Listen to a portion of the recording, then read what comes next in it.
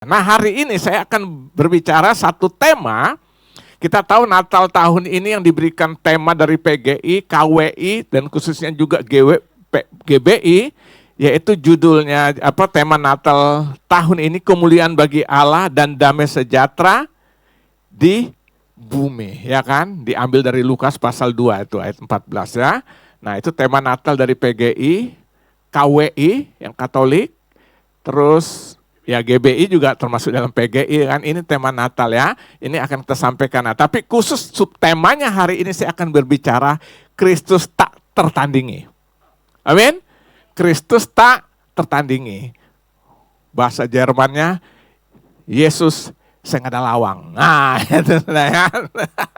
Nah, hari ini kita akan berbicara tentang subtema kita dari tema besar PGI itu kemuliaan bagi Allah dan damai sejahtera di bumi ya. Nah, tapi subtemanya Kristus tak tertandingi. Nah, saya ajak saudara buka dulu di dalam Ibrani pasal yang 1.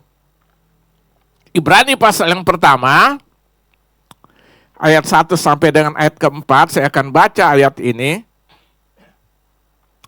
Sudah? Ibrani 1 ayat 1 sampai 4. Setelah pada zaman dahulu Allah berulang kali dan dalam pelbagai cara berbicara kepada nenek moyang kita dengan perantaraan nabi-nabi. Maka pada zaman akhir ini ia telah berbicara kepada kita dengan perantaraan anaknya yang telah ia tetapkan sebagai yang berhak menerima segala yang ada. Oleh dia Allah telah menjadikan alam semesta. Ia adalah cahaya kemuliaan Allah dan gambar wujud Allah dan menopang segala yang ada di depan firman-Nya yang penuh kekuasaan. Dan setelah ia selesai mengadakan penyucian dosa, ia duduk di sebelah kanan yang maha besar di tempat yang tinggi. Ayat yang keempat, jauh lebih tinggi daripada malaikat-malaikat, sama seperti nama yang dikaruniakan kepadanya, jauh lebih indah daripada nama mereka. Nah, tema Natal tahun ini yang disampaikan oleh PGI dan khusus GBI itu apa? Kemuliaan bagi Allah dan damai sejahtera di bumi. Apa artinya? Kemuliaan bagi Allah dan damai sejahtera di bumi. Artinya Natal itu berbicara tentang kemuliaan Allah. Allah yang mulia menyatakan diri kepada manusia untuk memperdamaikan manusia yang sudah jatuh dalam dosa dengan dirinya. Dan yang kedua, untuk memperdamaikan manusia dengan sesama. Makanya temanya apa? Kemuliaan bagi Allah dan damai sejahtera di bumi. Nah, jadi itulah saudara ya. Nah, saya mau katakan, jadi Yesus Kristus itu adalah puncak daripada penyataan, bukan pernyataan ya. Puncak penyataan Allah bagi manusia, karena itu dia tak tertandingi. Saya ulangi. Jadi peristiwa Natal itu berbicara tentang apa? Penyataan Allah kepada manusia, ya kan? Karena dia tak tertandingi oleh apapun. Ini Natal. Manusia mencari Allah. Peristiwa Natal, Allah datang mencari manusia. Makanya Yohanes 3 ayat 16, karena begitu besar kasih Allah akan isi dunia ini, sehingga diberikannya anak yang tunggal, supaya setiap orang percaya kepadanya tidak binasa, melainkan beroleh hidup yang kekal. Jadi bukan kita yang cari Tuhan, Allah sendiri datang mencari kita di dalam peristiwa Natal. Amin.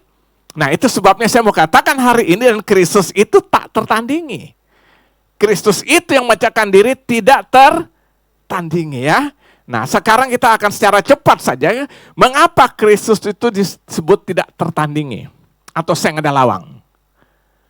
Yang pertama, kenapa Kristus tak tertandingi? Yang pertama, karena Kristus itu lebih tinggi dari para nabi. Yang pertama, kenapa dia tidak tertandingi? Karena dia lebih tinggi dari para nabi. Coba saudara perhatikan ayat 1 sampai ayat ke-2a. Setelah pada zaman dahulu Allah berulang kali dan dalam pelbagai cara berbicara kepada apa? Nenek moyang kita dengan perantaraan apa? Nabi-nabi. Maka pada zaman akhir ini Ia telah berbicara kepada kita dengan perantaraan anaknya. Artinya apa, saudara? Di dalam perjanjian lama, Allah selalu menyampaikan pesan khususnya kepada umatnya, kepada orang Israel itu lewat para nabi. Jadi fungsi nabi itu menyampaikan pesan Allah. Dia menyampaikan pesan Allah, apa rencana Allah itu lewat apa? Lewat para nabi. Tapi dengar saudara, nabi itu manusia biasa yang juga berdosa. Amin. Nabi itu manusia biasa yang juga berdosa, tapi Allah pakai mereka untuk menyampaikan pesan kepada umat Allah, khususnya orang-orang Israel pada zaman konteks zaman itu. Dia sampaikan pesan rencana-rencananya semua lewat para nabi. Notabene manusia yang berdosa. Jadi nabi itu manusia yang berdosa. Tapi Tuhan sampaikan pesan untuk dia sampaikan, bahkan disertai juga dengan kuasa dan mujizat. Saya beri contoh. Musa melakukan mujizat enggak? Hah? Dia nabi bukan? Dia berdosa tidak? Ya. Jadi kalau ada kepercayaan berkata nabinya tidak berdosa, tanda tanya. Karena apa? Nabi itu manusia biasa yang berdosa, Tuhan pakai mereka. Kayak sekarang lah, kita nih pendeta hamba Tuhan, manusia berdosa juga enggak? Tuhan pakai enggak? Tapi dalam Yesus dibenarkan. Nah, Yesus itu tidak tertandingi, kenapa? Karena dia tidak berbuat dosa. Seluruh nabi, sejak Adam jatuh dalam dosa, Alkitab berkata semua orang menjadi berdosa, termasuk para nabi. Contoh lagi, Yesaya yang menyampaikan pesan kelahiran Yesus tadi.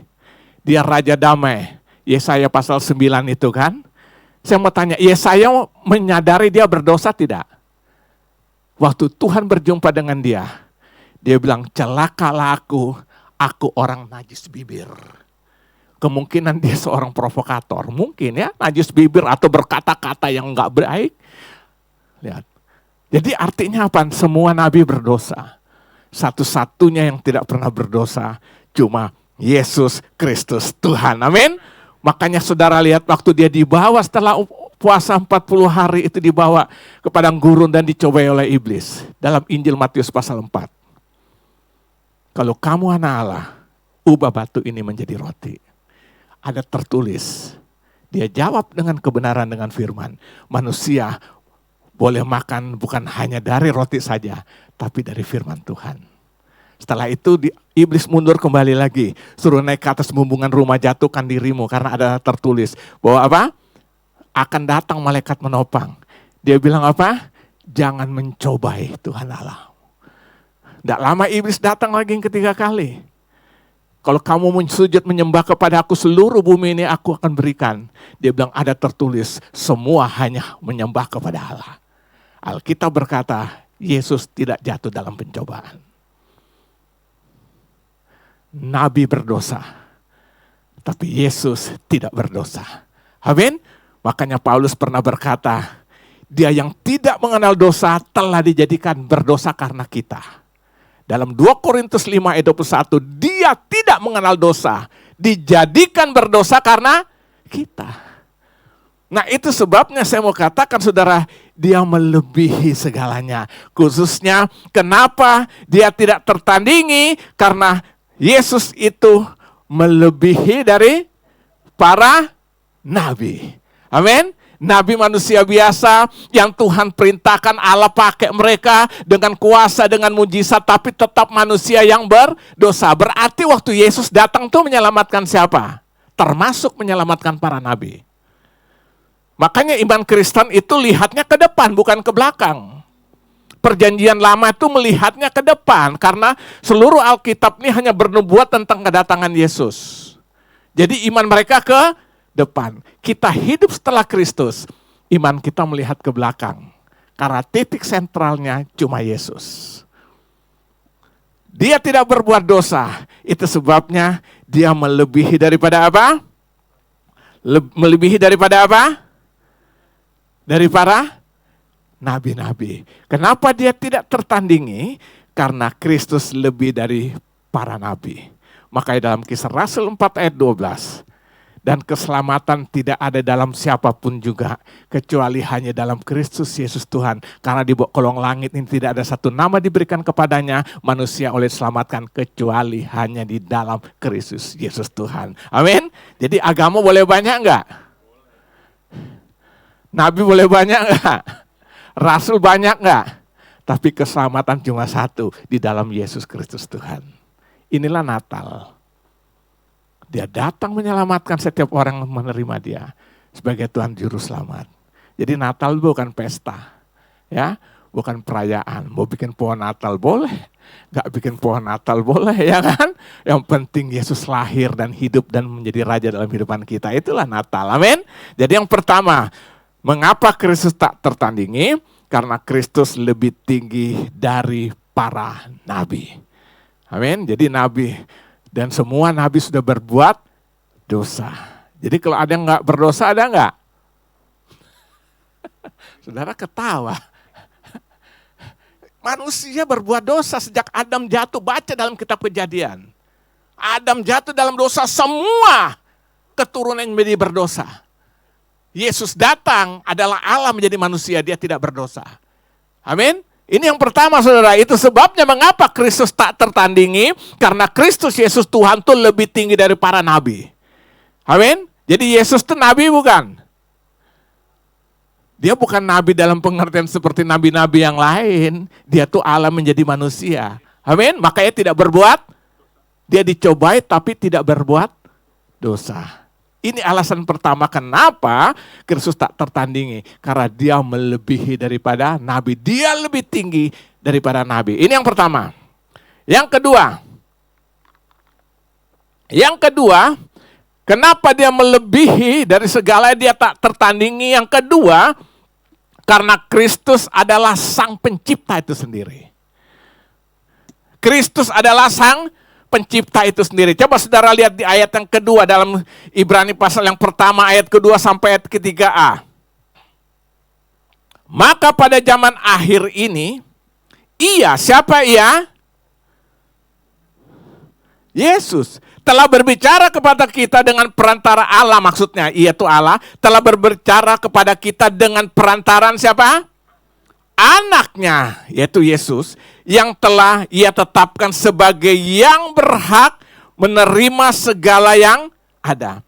Oleh dia, Allah telah menjadikan alam semesta. Ayat ketiga-nya, ia adalah cahaya kemuliaan Allah dan gambar wujud Allah dan menopang segala yang ada dengan firman-Nya yang penuh kekuasaan. Jadi alasan yang kedua, kenapa Kristus tidak tertandingi? Karena Kristus adalah sang pencipta. Dia adalah Tritunggal, pribadi kedua dari wujud Allah, yang juga sebagai pencipta. Jadi kalau ada alasan-alasan yang sekarang orang gak percaya Tritunggal, ada lagi yang bilang Yesus bukan juru selamat. Itu ajaran ngaco semua saudara. Dia tuh pribadi Allah itu sendiri yang menjadi manusia. Dari peristiwa Tritunggal itu ya, dari Tritunggal dia adalah pribadi Allah yang kedua itu ya, yang menjadi manusia ya. Artinya Kristus itu adalah pribadi kedua dari Tritunggal yang turut bekerja dalam proses penciptaan alam semesta dan seluruh isi dunia ini. Dia terlibat. Nah saya ajak saudara coba buka di dalam Kejadian pasal 1 ayat 26. Di situ sudah kelihatan Kristus itu terlibat dalam penciptaan.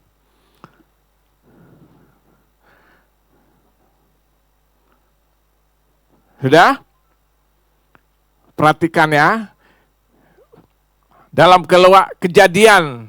Kejadian pasal 1 perhatikan ayat 26. Berfirmanlah Allah, baiklah kita menjadikan manusia menurut gambar dan rupa kita, supaya mereka berkuasa atas ikan-ikan di laut dan burung-burung di udara dan atas apa? Ternak dan atas seluruh bumi dan atas segala binatang melata yang merayap di bumi. Perhatikan saya ulangi ayat pertama. Berfirman Allah, baiklah kita. Ada kata kita itu kata jamak apa tunggal? Jamak. Jadi sejak penciptaan, Kristus Yesus terlibat di dalamnya. Maka ada kata kita. Nah, jadi saudara lihat, kenapa Kristus lebih tinggi dari segala-galanya, ya kan? Dia lebih tinggi, dia tak tertandingi. Yang kedua, karena Kristus terlibat dalam penciptaan. Dia adalah apa? Pencipta. Dia pencipta. Nabi bisa melakukan mujizat, tapi Nabi bukan pencipta. Musa bisa belah laut, tapi Musa tidak pencipta laut. Tapi Kristus terlibat dalam masa penciptaan. Jadi yang membuat dia tidak tertandingi itu karena dia apa? Dia apa? Dia pencipta. Buka lagi satu ayat. Kolose 1. Kolose 1 ayat 15 sampai dengan 16.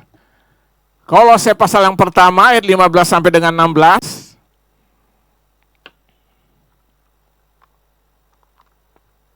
Perhatikan ayat 15. Ia adalah gambar Allah yang tidak kelihatan, yang sulung, lebih utama dari segala apa?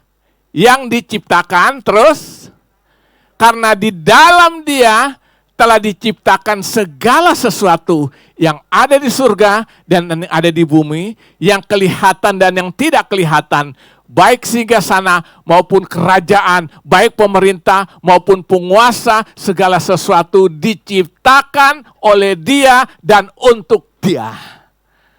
Jadi jelas saudara ya, kita menyadari peristiwa Yesus datang itu Natal. Yesus menunjukkan diri, dia tidak dapat ditandingi oleh apa. Karena dia adalah apa? Pencipta itu sendiri. Jadi kita bangga enggak sebenarnya? Sang pencipta mendatangi kita. Tuhan menyatakan diri dalam 2 dimensi. Dimensi yang pertama itu disebut lewat penyataan umum. Apa itu penyataan umum? Dunia dengan seluruh isinya, matahari, bulan, bintang, dan semuanya diciptakan oleh dia. Tuhan menyatakan itu buat semua manusia. Semua manusia bisa menikmati matahari tidak? Itu penyataan umum. Penyataan yang kedua, penyataan khusus, itulah dia datang menjadi manusia di dalam Kristus Yesus Tuhan. Jadi kita bangga malam ini merayakan peristiwa Natal karena kita melayani Kristus yang adalah sang pencipta. Amin. Dia sang pencipta. Dia sang pencipta. Dia tidak tertandingi. Jadi buat saya orang bodoh lah yang menggadaikan tinggalkan Tuhan hanya untuk perkara-perkara yang lain. Sudah tahu yang pasti, tinggalkan yang tidak, ikut yang tidak pasti. Sudah ada yang original, cari yang ya kan? Saudara, dia tuh sang pencipta saudara ya kan? Dia tidak tertandingi karena dia adalah pencipta itu sendiri. Amin. Nah, yang pencipta itu datang sekarang. 2023 tahun yang lalu. Saya mau tanya, Natal masih terjadi nggak hari ini? Hah? Masih ada tidak Natal hari ini? Masih, dimensinya berbeda. Dimensi yang lalu Yesus datang secara manusia, darah dan daging. Tapi dia sudah mati, dia sudah bangkit, dia sudah menampakkan diri, dia sudah naik ke surga, dan dia sudah kirim Roh Kudus. Nah, peristiwa Natal yang sedang terjadi hari ini, detik ini, perjumpaan orang manusia dengan Yesus di dalam Roh Kudus. Jadi Natal dimensi 2, dimensi fisik 2023 tahun yang lalu, sekarang dimensi roh waktu orang berjumpa dengan Yesus di dalam roh dan kebenaran. Amin? Jadi masih terjadi enggak? Kapan? Setiap saat. Nah, jadi yang kedua kita lihat ya, dia tidak tertanding karena dia Kristus adalah sang pencipta. Yang ketiga, kenapa dia tak tertandingi? Karena Kristus adalah penyuci dosa setiap orang yang percaya. Dia penyuci dosa. Nabi tidak pernah menyucikan dosa. Amin. Bahkan kalau saudara pelajari dalam perjanjian lama, imam-imam itu yang sudah diperuntukkan untuk masuk ke bait ruang Maha Kudus, kan ada halaman, ada ruang kudus, ada ruang Maha Kudus. Setiap imam yang masuk ke dalam ruang Maha Kudus itu tidak bisa sembarangan. Saya pernah jelaskan dalam ibadah minggu, mereka dengan pakaian perlengkapannya dipilih secara khusus. Baru di salah bagian tubuhnya tuh diikat tali yang panjang keluar dan ada gemerincing, saudara tahu. Kayak tamborin gitu loh, kayak apa? Tukang jual sate itu loh. Yang bukan, yang kerincingan itu loh. Ditarik dalam tubuhnya. Lalu dia masuk dalam ruang Maha Kudus 1 tahun sekali untuk apa? Pengampunan dosa. Orang bawa korban pengampunan dosa. Bayangan repot banget kan? Saudara enggak bisa ke bait Allah dengan tangan lenggang kangkung ini, harus bawa korban minimal yang paling miskin tuh bawa burung tekukur. Nanti itu dikorbankan lewat para imam. Imam tuh harus dikuduskan benar. Lalu ada tali keluar dari ruang maha kudus sampai ke halaman. Untuk apa tali itu? Jadi selama dia beraktivitas di dalam ruang maha kudus, tuh dia kedengaran dari bunyi gemerincing tuh loh. Kan gerak-gerakan, begitu sudah tidak kedengaran, apa yang terjadi? Mati. Nah, fungsi tali itu untuk menarik dari luar. Kenapa tidak masuk tolong? Mau coba masuk, mati juga. Saya mau tanya, susah enggak berjumpa dengan Allah berarti? Tapi Injil Matius pasal 27 mencatat, begitu dia mati disalibkan setelah 3 jam ke-3 sore, terjadi gempa. Dan tabir bait Allah antara ruang kudus dan ruang maha kudus terpecah 2 dari atas sampai ke bawah. Sehingga setiap orang bisa melihat, artinya setiap orang bisa berjumpa dengan Allah di dalam Yesus melalui Yesus. Nah, peristiwa Natal itulah dia. Yesus datang apa? Memperdamaikan kita dengan Allah pencipta itu di dalam dia. Jadi saudara lihat ya, inilah Natal ya. Karena dia sebagai apa? Penyuci apa? Dosa. Lihat ayat 3b. Jadi Kristus tidak tertandingi karena Kristus adalah penyuci dosa setiap orang yang percaya kepadanya. Artinya manusia tidak dapat menyucikan dosa dengan perbuatan-perbuatan baiknya, dengan amal solehnya, tapi hanya Yesus yang sanggup menyucikan dosa-dosa kita. Maka ya, coba lihat dulu ayat ketiga bagian B. Dan setelah ia selesai mengadakan penyucian dosa, lihat, setelah Yesus mengadakan penyucian dosa, ia duduk di sebelah kanan yang maha besar di tempat yang tinggi. Jadi kenapa Yesus tidak tertandingi? Karena dia adalah penyuci dosa setiap orang yang mau datang dan percaya kepada dia. Maka Yesaya sendiri berkata, ayat 64, Yesaya 64, coba lihat, Yesaya 64 ayat 6. Tolong tampilkan Yesaya 64 ayat 6.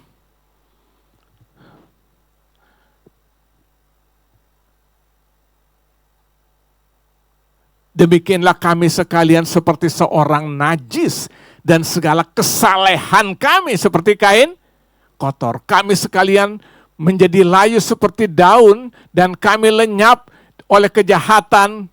Kami seperti daun dilenyapkan oleh angin. Lihat, di situ katakan segala kesalehan kami seperti apa?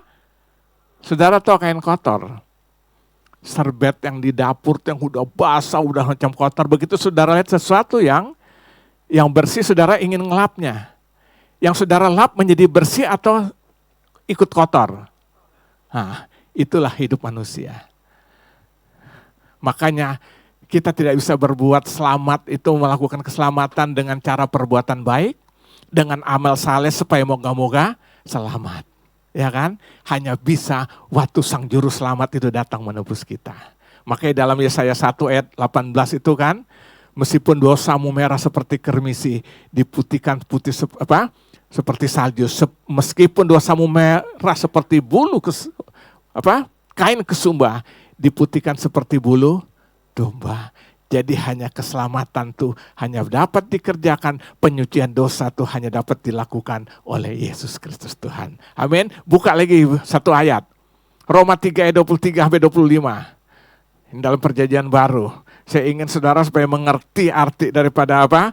Peristiwa Natal itu ya. Itu menunjukkan Yesus tidak tertandingi. Sudah? Roma 23. Roma 3 maksud saya ayat 23 sampai 25. Roma pasal 3 ya. Karena semua orang telah berbuat dosa dan telah kehilangan kemuliaan Allah. Terus? Dan oleh kasih karunia kamu telah dibenarkan dengan cuma-cuma karena penebusan apa? Dalam Kristus. Ayat 5, 25. Kristus yang telah ditentukan Allah menjadi jalan pendamaian karena iman dalam darahnya. Hal ini dibuatnya untuk menunjukkan keadilannya karena ia telah membiarkan dosa-dosa yang telah terjadi dahulu pada masa kesabarannya. Jadi jelas saudara lihat ya, di sini dikatakan semua orang telah berbuat dosa dan telah kehilangan kemuliaan Allah. Tapi kasih karunia Allah hidup yang kekal di dalam Kristus Yesus Tuhan kita. Amin. Kenapa? Karena Dia itulah penebus dosa orang berdosa. Dia menebus kita dari dosa-dosa kita untuk diselamatkan di dalam Dia. Amin. Jadi saudara luar biasa. Makanya Roma 6 ayat 23 di situ dikatakan sebab upah dosa ialah maut. Artinya kematian kekal. Tapi kasih karunia Allah hidup yang kekal di dalam Kristus Yesus Tuhan. Amin. Nah jadi saudara lihat kenapa Kristus tidak tertandingi. Karena Dia adalah penyuci dosa setiap orang yang percaya kepadanya. Jadi perbuatan baik kita tidak menyelamatkan. Amal saleh kita tidak. Kenapa? Karena dasarnya kita sudah berdosa. Jadi waktu saya berbuat baik berarti saya orang berdosa berbuat. Nah, tidak menghilangkan dosa. Dosa itu status. Saya ulangi, dosa itu berbicara status. Waktu kita belum diselamatkan, status kita berdosa. Nah, saya mau tanya, setelah kita jadi orang berdosa bisa berbuat baik enggak? Hah? Bisa. Tapi perbuatan baik tidak menghapus status kita sebagai orang berdosa. Seorang yang di narapidana, yang di penjara karena satu kesalahan dia di penjara. Dia dalam penjara bisa berbuat baik enggak? Bisa menolong orang temannya yang sakit, bisa enggak? Narapidananya statusnya itu berubah enggak? Jadi namanya narapidana berbuat. Tapi Kristus datang menyelesaikan semuanya itu. Amin. Kita yang berdosa ditebus, dibersihkan. Akhirnya dia mati di atas kayu salib. Bukti dia menggantikan kita yang berdosa. Dia berteriak, Eli, Eli lama sabatani. Ya Allahku, Allahku, mengapa engkau meninggalkan engkau? Kenapa dia berteriak begitu? Karena dosa semua manusia isi dunia sudah ditimpakan pada dia. Sementara Allah itu Allah yang kudus. Waktu Allah lihat dosa sudah ada di dalam Kristus Yesus itu, Allah memalingkan muka. Dia tidak bisa bersekutu kudus dengan yang berdosa. Jadi ini memberikan kejaminan keyakinan Yesus betul-betul mati untuk dosa kita. Amin. Nah begitu dia bangkit dalam kemenangan, berarti kita sudah hidup dalam kemenangan. Amin. Nah itu dimulai dengan peristiwa Natal. Jadi Kristus tidak tertandingi, kenapa? Karena dia adalah apa? Penyuci dosa setiap orang yang percaya kepadanya. Amin. Jadi kita bersyukur kalau kita sudah ditebus oleh Tuhan. Dari kehidupan lama menjadi hidup dalam hidup yang baru. Hidup berdosa berubah menjadi orang yang hidup dalam kesucian. Makanya perubahan, saudara dengar baik. Yang namanya hidup bertobat dalam Kristus itu bukan stop berbuat dosa. Bukan. Bukan stop berbuat kejahatan. Orang sampai pada titik tertentu kadang-kadang juga gak berbuat jahat. Orang yang dulu hidupnya gak karu-karuan, duit masih tebal kan. Cari perempuan sana sini atau hidup gak benar kan. Begitu sudah gak ada punya duit, ya udah diam aja. Kayak pengsos, saya gak ada. Ya kan? Nah berarti dia stop berbuat dosa gak? Cuma stop, tapi tidak mengubah status. Cuma stop. Istilah orang dunia bilang insaf. Insaf, iya lu insaf lu udah gak laku, duit udah gak ada, yang mau ngapain lagi ya kan? Umur 70, 80 ya kan? Tapi status dosa tetap berdosa, kecuali kita hidup dalam Kristus, terima dia sebagai Tuhan dan Juru Selamat, hidup kita diubahkan. Karena dosa itu berbicara status. Amin? Nah, tapi ada kabar baik, lewat peristiwa Natal itu Tuhan datang untuk menyelesaikan dosa itu. Amin? Nah itu sebabnya hari ini kita bersyukur Yesus yang kita sembah, kita percaya tidak tertandingi oleh apapun. Yang terakhir, yang sangat dinanti-nantikan. Kalau sudah dengar yang terakhir, senang. Dia datang terakhir ada 5 poin lagi di dalam. Ya kan? Apalagi udah ada cium-cium sesuatu kali ya. Yang dari bawah sudah mulai naik. Yang terakhir, yang keempat, mengapa Kristus tak tertandingi? Yang keempat, yang terakhir, karena Kristus lebih tinggi dari para malaikat. Jadi kita tidak boleh menyembah malaikat. Perhatikan ayat keempat dan ayat yang keenam. jauh lebih tinggi daripada malaikat-malaikat, sama seperti nama yang dikaruniakan kepadanya jauh lebih indah daripada apa? Nama mereka. Lihat ayat ke-6 langsung.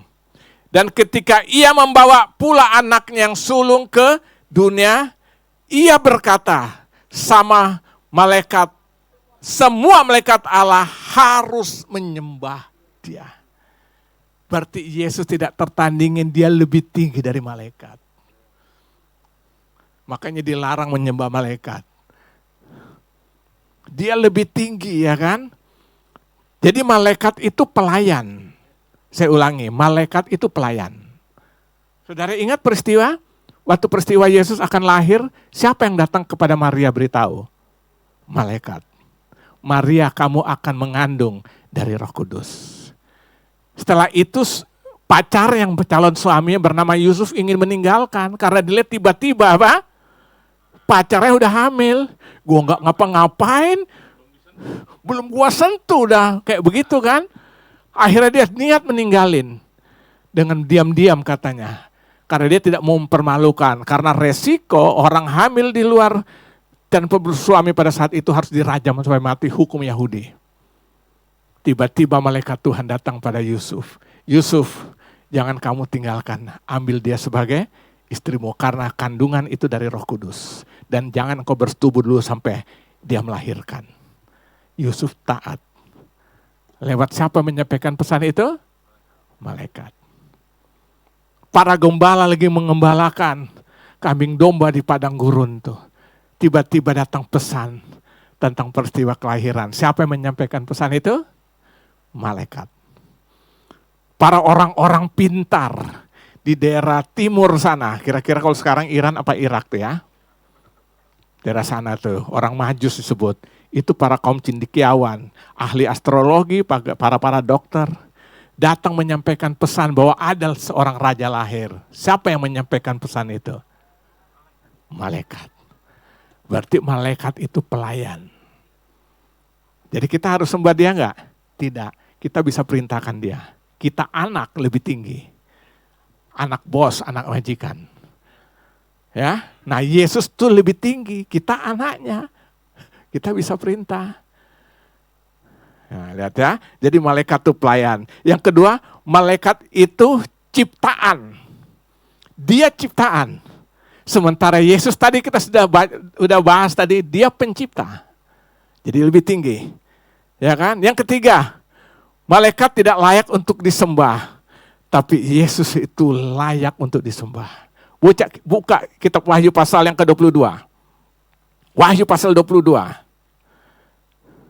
Makanya akhir zaman itu diperhitungkan dari kelahiran Kristus, datang ke dunia sampai nanti dia datang kedua kali. Itu masa akhir zaman. Nah sekarang kita sedang ada di akhir dari akhir zaman. Kan sudah 2023 tahun lalu kan, berarti kan semakin langka, semakin tahun ke tahun semakin dekat. Tanda-tanda semakin nyata saudara ya kan. Nah buka dulu Wahyu pasal 22. Wahyu pasal 22. Ayat 8 sampai 9 saya akan baca di sini. Wahyu 22 8 sampai 9. Di situ dikatakan demikian. Dan aku Yohanes, akulah yang telah mendengar dan melihat semuanya itu. Dan setelah aku mendengar dan melihatnya, aku tersungkur di depan kaki malaikat yang telah menunjukkan semuanya itu kepadaku untuk menyembahnya. Tetapi ia berkata, perhatikan ayat 9. Kepadaku jangan berbuat demikian. Artinya kepada Yohanes jangan berbuat demikian, jangan tersungkur menyembah malaikat. Jangan berbuat demikian, aku adalah hamba sama seperti engkau dan saudara-saudaramu, para nabi dan semua mereka yang menuruti segala perkataan kitab ini. Sembahlah Allah. Jadi rupanya Yohanes ini di Pulau Patmos kan, kita tahu dia salah satu murid Yesus yang juga menderita dibakar, digoreng, tapi nggak mati. Akhirnya Tuhan utus dia sampai ke Pulau Patmos, itu dia dapat penglihatan begitu, termasuk dalam kitab Wahyu nih yang menuliskan. Waktu dia lihat semua penglihatan, dia sembah kepada malaikat. Teguran itu, jangan hanya kepada Allah. Kira-kira bahasa gampangnya gitu. Jadi saudara lihat di sini, kenapa Kristus tuh tidak tertandingi karena Kristus itu lebih tinggi daripada malaikat. Malaikat itu hanya pelayan. Amin. Kita anak raja, bisa memerintahkan malaikat. Nah, itu sebabnya saudara, hari ini, malam ini kita menyampaikan satu subtema dari tema besar, yaitu apa? Kemuliaan bagi Allah dan damai sejahtera di bumi. Dengan subtemanya Kristus tak tertandingi. Kenapa dia tidak tertandingi? Karena Kristus lebih tinggi daripada nabi. Tidak ada nabi yang suci. Kalau ada bilang nabi yang suci, nabi-nabian. Manusia soalnya, saudara. Yang kedua, kenapa dia tidak tertandingi? Karena Kristus adalah sang pencipta. Dia menciptakan langit bumi dengan seluruh isinya. Jadi kita bangga enggak menjadi anaknya? Bangga. Yang ketiga, karena Kristus adalah penyuci dosa setiap orang yang percaya kepadanya. Orang datang minta pengampunan, dia akan sucikan. Amin. Makanya waktu dia mati, dia masuk dalam jurang maut. Ngapain? Merebut kunci kerajaan maut. Sehingga maut tidak lagi dapat berkuasa. Jadi otomatis kita yang hidup dalam dia, kita hidup dalam kemenangan. Hai maut, kata Paulus, di manakah sengatmu? Ya kan? Sudah selesai. Dia kata terakhir dalam 7 perkataan di atas kayu salib. Salah satu kata itu berbunyi tetelestai. Tetelestai. Sudah genap, sudah selesai. Dia sudah menyelesaikan semua dosa. Dan sekarang kita akan menikmati itu kalau kita membuka hati untuk dia. Amin. Dan yang terakhir, karena Kristus lebih tinggi dari para malaikat. Tuhan Yesus memberkati. Haleluya, haleluya, haleluya.